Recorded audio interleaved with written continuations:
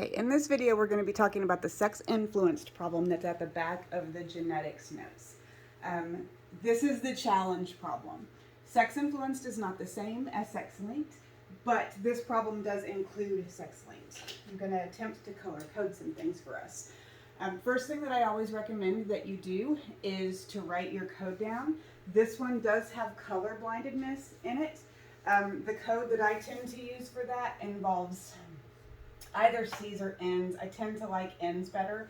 So since color blindedness is a sex-linked characteristic, it has to be written on the X chromosome. So X with a big N is going to be normal vision. X with a little n is going to be colorblind. The Y does not have the colorblind characteristic on it. That's why it's X-linked. This one also brings in sex-influenced. Now, sex-influenced means that the sex of the individual will influence whether the gene, or pardon me, the allele is going to be dominant or recessive. In this case, we're talking about baldness in humans. So for the baldness allele in men, that's a dominant allele. So if men get even one capital B, they're going to end up being bald. But in women, the baldness allele is recessive. So in order for them to be bald, they have to have two capital B's. So we can't really write the code for that because the code varies depending on the sex of the individual. So I gave you in the notes that big B is bald in both genders. Big B, little b, it varies. In men, that's going to be a bald individual, but in women, that's a non-bald individual. And then little b, that's non-bald all the way across. So what this tells us is that we have a non-bald, normal visioned man. Okay, so first off, he's a man. That means he's XY. He's normal visioned. To be normal visioned, he has to have a capital N. To be non-bald, he has to be little b. So he's fairly straightforward. His wife, on the other hand, has a whole lot going on. First off, she is a wife. She's XX. She's normal visioned. That means she has to have a capital N, but we don't know yet what her second letter is. We have to figure that out in the rest of the problem. She is non-bald. That doesn't really tell us a heck of a lot at this point, except she has to at least have one little b, but we have to figure out through the rest of the problem what's going on with her. Okay. Her father is going to be colorblind. That means that her father was this, which means since he had a daughter, he had to have passed her that. Sorry. Then her mother was bald.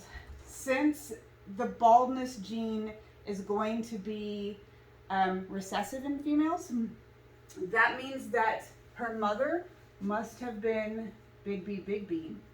But our woman is non-bald, so that means she only had big B's to inherit from mom, but she's not bald herself, so her second letter must be a little b. That's the only way she could have ended up being a non-bald woman and a normal visioned woman, but have the parents that she ended up having. Now that we have figured out the genotype of the parents, which is the most complicated part of this problem, we have to figure out what the gametes are. We are dealing with a dihybrid situation, so we have to FOIL to find the gametes. So remember, that's first, outside, inside, last. So here's our gametes for dad. First two different letters, X, big N, B. Outside, different letters, X, big N, B.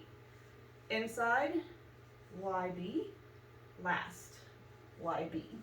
Now, one of the shortcuts that I give you guys is if you have two repeat gametes, they're not going to give you any new information, so we can cross those two out because they're repeats of what we already have. We don't want to duplicate our information, essentially. Okay, for mom, first two, X, big N, big B. Outside two, X, big N, little b. Inside two, X, little n, big B. Last two, X, little n, little b. None of those are repeats. That means we have to consider every possible gamete that mom ends up having there. So from there, we're going to do our Punnett square. Now I already have those written right there. I'm going to use that to my advantage. I said I was going to color code this. And then did I do that? Nope. Hopefully y'all still get it. Okay, so my Punnett square only needed to be a 2x4 box. I've got my 4 gametes for Mom across the top, so I'm going to take Dad. Here's where I'll color code things. So I'm going to take this,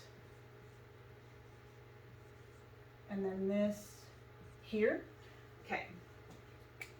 Next, bring the top stuff down.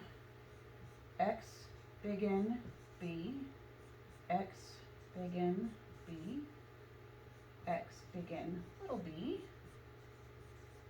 X, little n, big B, X, little n, little b. And then side stuff over. It's a matter of taking your time. It is so easy to mess up when you rush, so don't do that.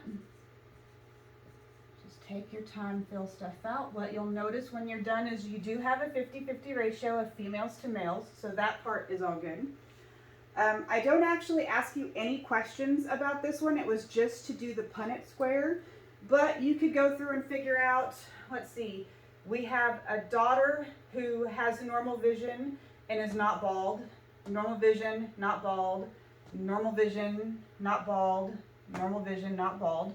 So yay, all the daughters, normal. Sons, normal vision, bald, normal vision, not bald, colorblind, bald, colorblind, not bald.